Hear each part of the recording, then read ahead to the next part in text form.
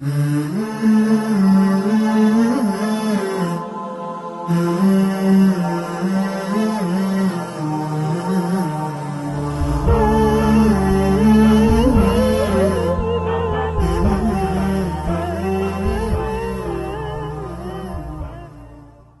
اللہ الرحمن الرحیم نحمدہ ونصلی علی رسولہ الکریم اما بعد۔ معزز ناظرین گرامی، پروگرام اسوہ رسول اکرم صلی اللہ علیہ وسلم میں سیف الرحمن آپ کی خدمت میں حاضر ہے۔ معزز ناظرین گرامی، آج کے پروگرام میں حضرت صلی اللہ علیہ وسلم کے بشریت کاملہ کے حوالے سے آپ کے سامنے گفتگو ہوگی۔ معزز ناظرین گرامی، اللہ رب العزت نے نبی اکرم صلی اللہ علیہ وسلم کی ذات بابرکات عالیہ کو جو اخلاق و خصائل، کمالات و محاسن عطا فرمائے، وہ تمام کمالات بیان کرنا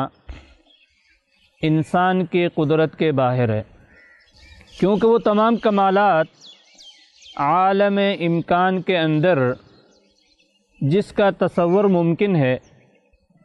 وہ سارے کے سارے حضرت صلی اللہ علیہ وسلم کو حاصل تھے۔ حضرت قاضی عیاض رحمہ اللہ نے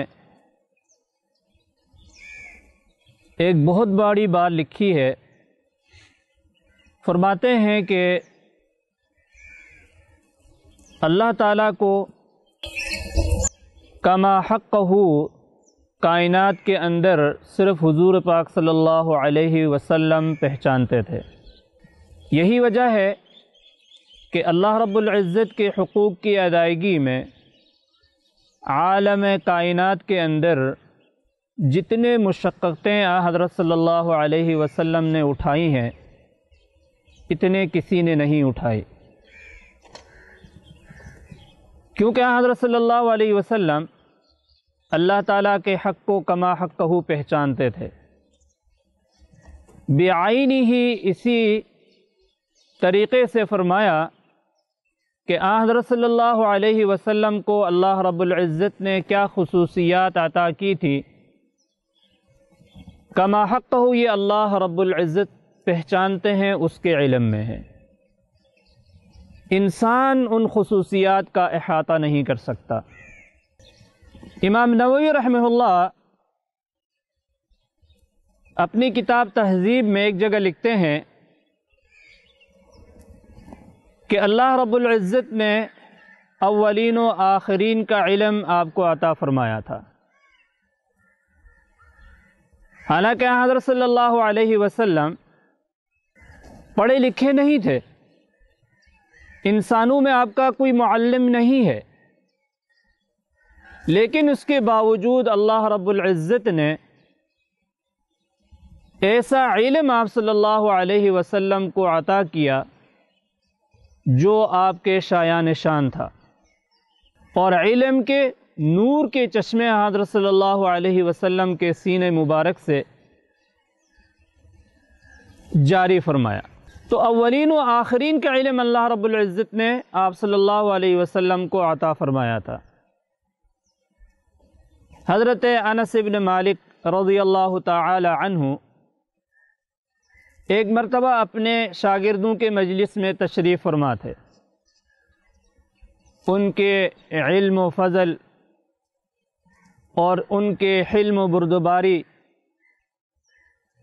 ان کی عفت و پاک دامنی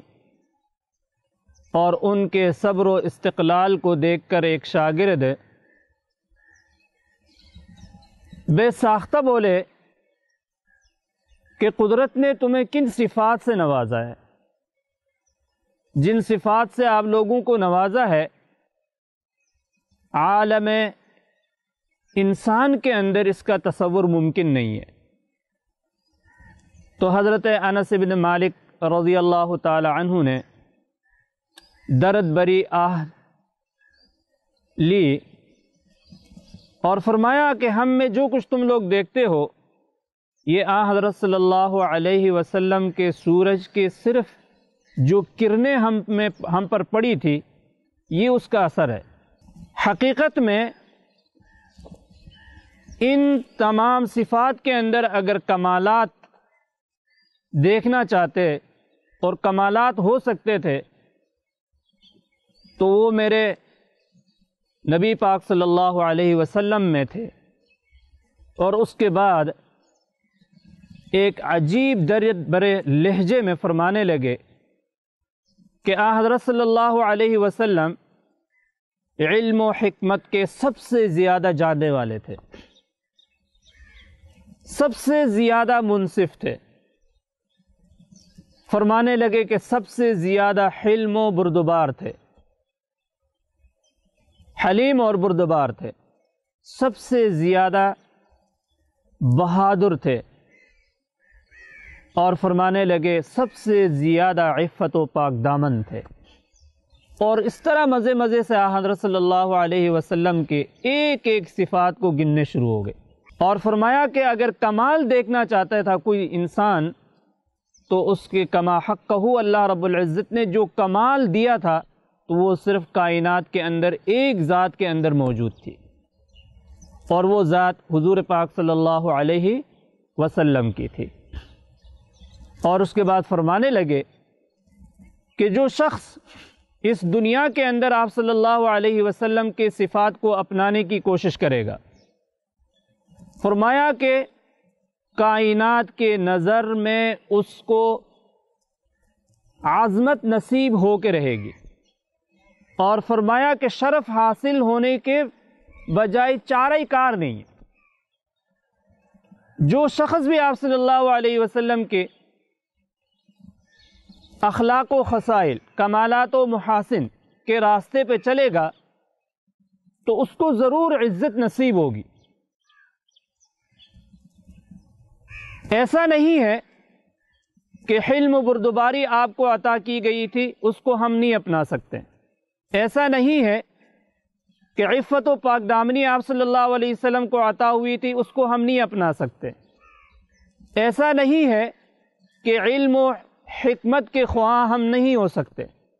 نہیں ہو سکتے ہیں۔ حضرت صلی اللہ علیہ وسلم کے